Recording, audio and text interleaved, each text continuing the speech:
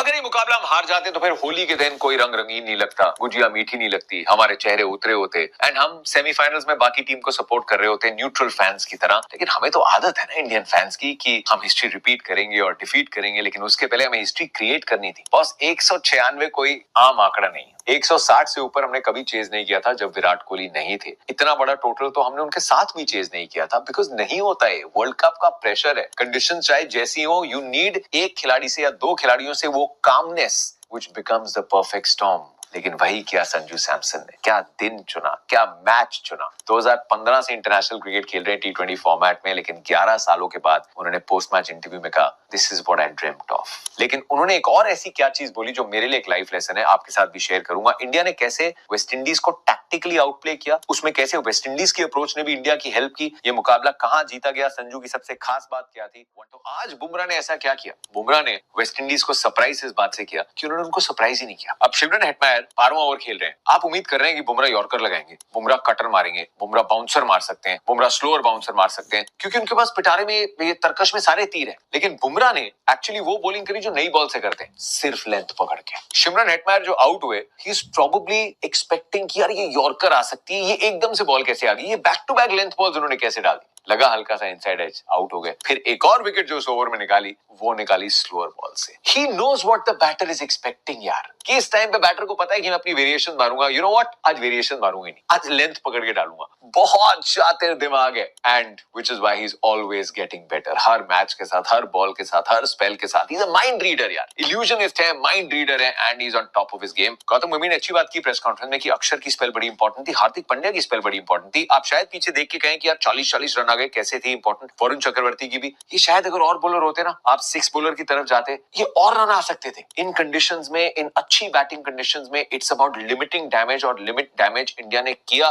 जरूर वरुण चक्रवर्ती को टीम्स और बेहतर पड़ रही हैं, और बेहतर प्लान लेके आ रही हैं, लेकिन शायद कोई और बॉलर होगा तो ये और रन आ सकते हैं। So we have to look at it that point of view से, कि अगर इंडिया ने 20वें ओवर की शुरुआत में रन बना दिए, वेस्ट इंडीज वो एक्स्ट्रा रन बना सकती थी। अब उन्होंने अपने कॉज को हेल्प नहीं किया, पहले 7-8 ओवर में इंडिया पे प्रेशर नहीं डाला, that's not on India. India ने उस अप्रोच का पूरा फायदा उठाया, लेकिन अब 196 बनाने हैं आपको। अभिषेक शर्मा से 2 कैचेस ड्रॉप हुए, and I really feel for him, because confidence ने हिट लिया है यार। आप कैच ड्रॉप करते हैं, आपका कॉन्फिडेंस दुनिया देख रही है और एक्सपेक्ट कर रही है कि यार ये तो एकदम लड्डू कैच है, पकड़ ही लेंगे, लेकिन भाई वर्ल्ड कप में, इंटरनेशनल क्रिकेट में कोई कैच इजी नहीं है। ये दिख गया ना, ये प्रेशर का खेल, it is not about technique. आंख बंद करके आप ये कैच पकड़ लेंगे, लेकिन इस पॉइंट पे हाथ से निकल गया। मैं फॉलो कर रहा था उनको, हमेशा कैमरा उन पे नहीं था, कई बार ब्रेक्स भी थी, उन्होंने 5 या 6 बार अपने चेहरे पे टोपी ली, क्योंकि आप अपनी आंखों में शर्मिंदा हो गए। एंड you're feeling it कि मैं कैसे कर सकता हूँ, how can I let down my team. यार बुमराह के पहले ओवर में उसी में विकेट आ जाती, दिस फीलिंग चेजेस यू। हम बाहर से फील नहीं कर सकते क्योंकि हमने इंटरनेशनल क्रिकेट खेला नहीं है, लेकिन जस्ट इमेजिन, आपके सारे समर्थक आपसे उम्मीद कर रहे हैं कि आप जो भी काम करते हैं, you are gonna deliver today, और उसमें एक बहुत इजी चांस आता है and you mess it up. You can't get that feeling, you can't get rid of that feeling, और उसको कैरी करके आपका तरीका है कि मैं बैटिंग में कवर अप करूंगा, and he started off well. लेकिन फिर जिस बॉल पे आउट हुए, on another day Abhishek Sharma उसको टांग देते हैं। फिर ईशान किशन आउट होते हैं, इंडिया पे प्रेशर बढ़ता है, सूर्य कुमार यादव आउट होते हैं, प्रेशर बढ़ता है। लेकिन दूसरे एंड पे संजू सैमसन है ज्यादा प्लान्स, कि अब तक टीम ने कहा है कि संजू एक अच्छी स्टार्ट चाहिए, लेकिन स्टार्ट दे दी थी वो अच्छी एंड इंपैक्टफुल। ऐसा नहीं है कि खिलाड़ी बोलता है स्टार्ट हो गया, मेरा काम हो गया, but they just keep getting more aggressive, मेरा ये रोल है, मेरा ये रोल है। लेकिन 3 विकेटें गिरती है और उनको पता है कि उनका रोल बदल गया, कि अब तक संजू अच्छी स्टार्ट दे दे वाला सीन है, लेकिन संजू उतना सीनियर प्लेयर है कि उसको पता है आज स्टार्ट का नहीं, आज फिनिश का दिन है। उन्होंने पोस्ट मैच इंटरव्यू में कहा कि बहुत सारे सेल्फ डाउट्स को टैकल किया मैंने यार। इससे मैंने क्या सीखा, जब हमें लगता है ना कि हमारे साथ कोई बहुत बुरी चीज हो रही है, बहुत गलत टाइम पे हो रही है, हमारे साथ ही क्यों हो रही है, ये यूनिवर्स की, कायनात की साजिश नहीं है, ये उसकी ब्लेसिंग है कि अपने असली पोटेंशियल पे हमने जो डाउट का, जो फियर ऑफ फेलियर का पर्दा डाला है ना, उसको हटाने के लिए। न्यूजीलैंड सीरीज के पहले आप मान के चल रहे हैं संजू ओपन करने वाले हैं, whenever he is brought back into it. वो सीरीज एक ऑडिशन है उनके और ईशान किशन के लिए। Abhishek Sharma is going through the form of his life, और उसी टेक्निक के साथ जो इतने रन बनाए हैं, वो अपनी फॉर्म को दूर जाता देखते हैं, अपनी पोजीशन को जाता देखते हैं। And I will still say this, team ने जो फैसला लिया वो बिल्कुल सही था। ईशान किशन साबित कर चुके हैं पाकिस्तान के मैच में, that decision wasn't wrong, and Abhishek Sharma को अब तक टीम बैक करती आई है, and I am still certain कि सेमीफाइनल में रन आएंगे, होपफुली फाइनल में आएंगे। बट संजू का वापस आना भी उतना ही अच्छा फैसला था मैनेजमेंट का, कि कहां पे आप फिट करें, to give breathing space to Abhishek and utilise Sanju. And Sanju ने नामीबिया के सामने भी रन दिए जब अभिषेक फिट नहीं थे, पिछले मैच में भी रन दिए, लेकिन ही seen it go,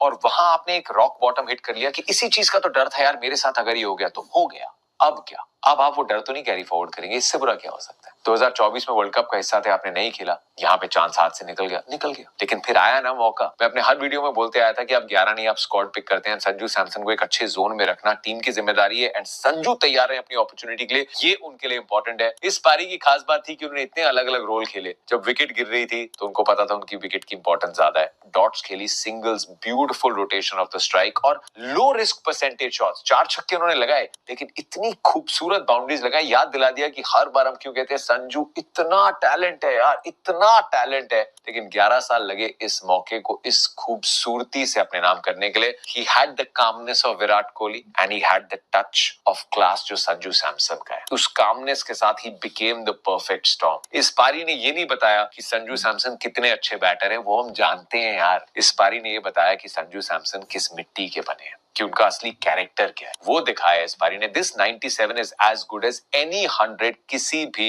world cup के नॉकआउट मैच में। घर की कंडीशंस, प्रेशर, बड़े run, but he was there. इतने कंप्लीट कंट्रोल में थे ना, इतने जेन मोड में थे, किसी पॉइंट पे नहीं लगा कि ये एड्रेनालिन आ गया। He was so calculated. ये एक चेजिंग मास्टर क्लास थी संजू सैमसन से। तिलक वर्मा की पारी जबरदस्त इंपैक्टफुल थी, जो आपको चाहिए था उस समय पे। मैं एक्चुअली एक रील बनाने की कोशिश कर रहा था जब इंडिया को 60 चाहिए थे आखिरी 6 में, लेकिन इंटरनेट इतना खराब था कि वो जाते नहीं। उस रील में ये बोलने वाला था कि इंडिया मैच जीत जाएगी। इतना देख लिया संजू को कि संजू यहाँ से मैच को जाने नहीं देंगे। It was a night that Sanju deserved. जब लियोनेल मेसी ने वर्ल्ड कप जीता था, that remains one of my most favourite commentary pieces. Peter Drury, आपकी जय हो, उन्होंने कहा था Lionel Messi has shaken hands with paradise and pitched his tent in heaven। वो किया संजू सैमसन ने। वर्ल्ड कप अभी जीतना है यार, लेकिन क्या सपना था आपका या मेरा या किसी का भी जो एक खेल खेलना चाहता है, चाहता था, चाहेगा, आंख बंद करके ये तो सोचते थे कि यार वर्ल्ड कप का एक नॉकआउट मैच होगा, टीम परेशानी में होगी और हम जिता देंगे। ये सबको पूरा करने का भी मौका नहीं मिलता, लेकिन जिस दिन संजू को मिला, संजू ने कर दिया एंड टीम ने साथ दिया। Well done team India. Semifinal मुबारक उनको, सभी फैंस को।